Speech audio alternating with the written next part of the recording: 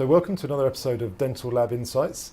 I'm delighted to say I have Mr. Trey Chambers here with me today, CEO of Express Dental Labs in Norman, Oklahoma. Trey, great to see you. Thanks for coming in. Thanks for having me. I appreciate it. Now, I know a bit about your story from having seen some of your presentations, but I understand you took your laboratory from a sort of a one-person operation up to a sort of 23-person operation. I was wondering if you could just give people a sense of how you were able to achieve that. We went from one person to two people very quickly.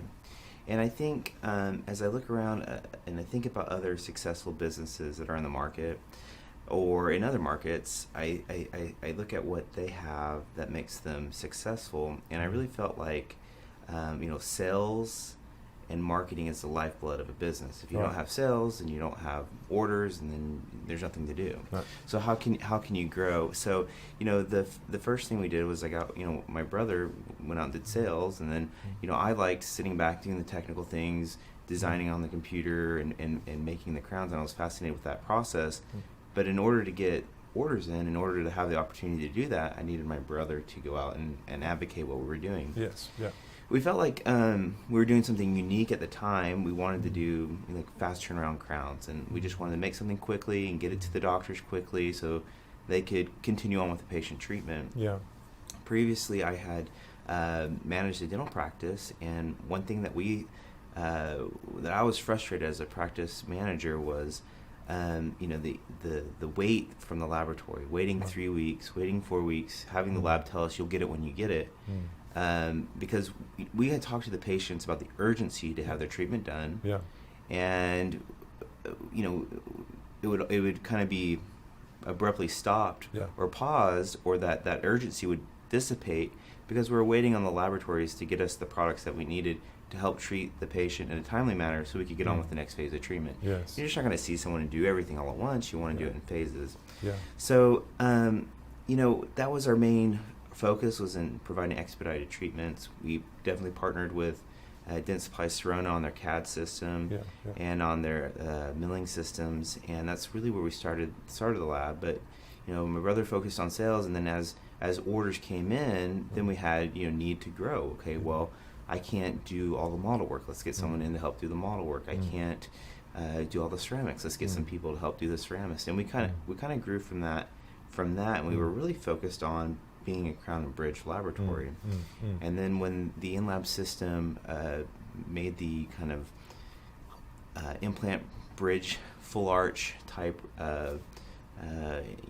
restoration solutions, or indicate the ability to design those restorations and prosthetics for those types of indications, I felt like I needed to have someone that understood occlusion and denture teeth setups to help with setups, to help finish out these implant bridge cases, working with acrylics and PMMA. So then we started a removable department. And so it was kind of an organic segue for us to go from fixed to removables, because now we had to bring someone on that understood acrylics, and we weren't doing all-in-4s all the time, so there was something that we needed them to do, and so we started offering removable services, and we went with again, we partnered with Dentsply Sirona on their denture solutions, whether it was with the HIPAA acrylics or with their Success injection system.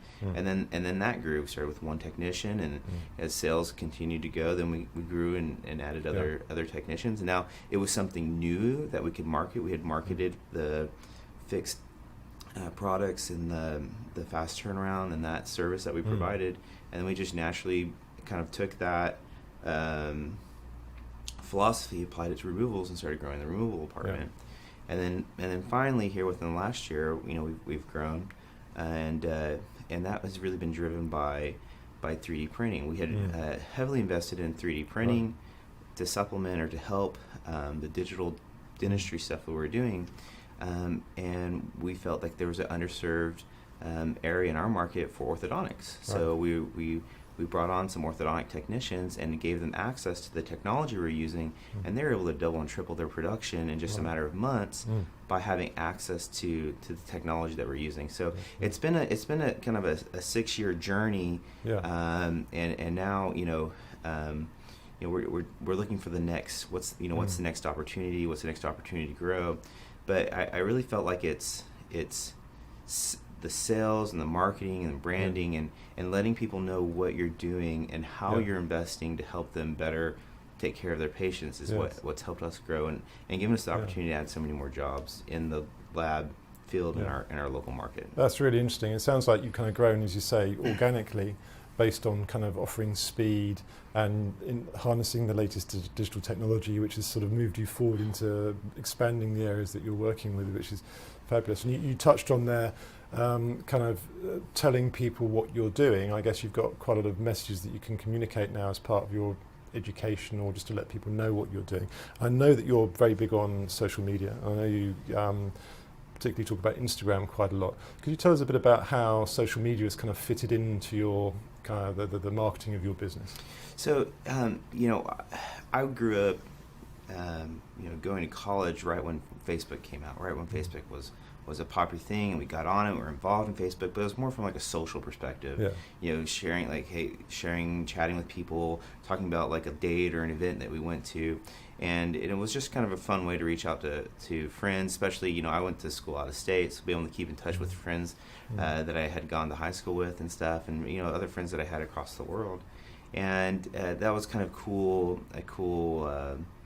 application that I used. But once I graduated college, I was like, well, I got married, and I don't really feel the need to broadcast my social life. Yes. So I kind of laid low for a little bit on the social media stuff, and really wasn't as active as I was back in college. But then, we started the laboratory, and the kind of crazy thing is that there's really in the United States, there's no real like formal, education or career path or trade path to become a dental technician or understand dental technology. It's all, a lot of it's self-learned, or you have to take the initiative to go get private education. So, I thought I knew everything about dental lab, and then you start doing it, and then you realize real quick, I don't know anything about it. So, I turned to social media to help me gain my education, and ask questions and network and reach out and talk to people that have been in the industry for 20, 30, 40 years and get feedback from them. And so that really kind of ignited my interest back into social media, because now, instead of like using it as a platform to broadcast, this is what I'm doing, it became more of an opportunity for me to actually connect with people and talk to people and expand my knowledge base. So as we started the laboratory, we started it in 2012, 2013, and that's when Instagram started gaining a lot of popularity. So naturally, I remember hearing that Facebook had purchased Instagram, and so it's like, let's check this out. So I just started using Instagram again. It's kind of like started to share or take pictures and show what we were doing. But then, it really became apparent that these social media companies are using these platforms to capture a bunch of eyeballs that, they can take to businesses and to brands to help them get their brands in front of a bunch of eyeballs. Yes, yeah. So, we started taking the approach, let's rethink about, these photos or these posts. What do we need to do? Do we need to brand them? Do we need to take photos in a certain style? Do we need to invest in certain equipment to help get a better photo? And so really we've been able to use Instagram to promote our brand, help develop our brand, and target certain segments in our local market where we feel like we're going to get the eyeballs that we need to help grow our brand. So we're not looking we're not selling something to all the consumers out there, but we can use the tools that Instagram has to market dental students coming out of school that are going to be dentists, start instilling that brand in them while they're early in their careers and while they're looking for solutions or when they have questions. And then also to kind of share what we're doing with other doctors with cases that we do, so then their peers can see what we're doing with them, and they say, I want to be involved with that, I want to do that. And so they can kind of see, based on our interactions with their peers, the success that they're having, and they reach out to us wanting to partner with us because they want to have that same success in their practice. Interesting. And so the content that you're developing on Instagram, would you say it's kind of education led? Is that that's the type of content that you've decided to put out there? Or? Yeah, it's kind of like back to like that. This is what we're doing. These are the things we're doing. Not only creating brand awareness, but then also just product awareness. Like, did you know that we can do this here in your backyard, here in the town that you're at, and just letting people know that they don't have to go to out of state or out of country to receive some of the prosthesis that or the appliances that they're looking for. Yeah. I always felt like something that important in our lab, in our brand, is to create value, and I always felt like, okay, well, price is something a lot of people hit on. Quality of product is something you hit on. A lot of labs say, we're all high-end labs. Everyone's a high-end lab. Everyone's a boutique lab or whatever. And then you meet a lot of labs that are, I'm either the super expensive lab or I'm very, very affordable. I'm a production lab. Yeah. But I always felt like time is the other missing part of creating value. The time to deliver, the time to provide a service. And so we've kind of focused on wanting time to be our main focus, the time to deliver, the time to produce, the time to get a response. We want to create value by putting emphasis first on time, and then quality of product, and then price, all kind of fall in behind that, in my opinion. And I feel like we've been able to grow our brand and really share and show what we're doing to our customers and to potential customers, what the things we're doing to expedite the processes, to have streamlined processes, so they understand that the value they're getting in the savings of their time. Yes. So that's something that we try to convey. Interesting. And you mentioned earlier on about your brother leading the sales early on in the business, and now obviously there's these social channels that you can use to help market your business.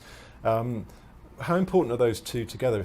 Do you still need, the ability to go into a dental practice and talk, or can you do less of that, or what's your take on that? Well, I feel like there's an array of customers. I think some want to have that personal interaction. They want to have someone stopping by their practice to say hi. That's kind of a traditional feel.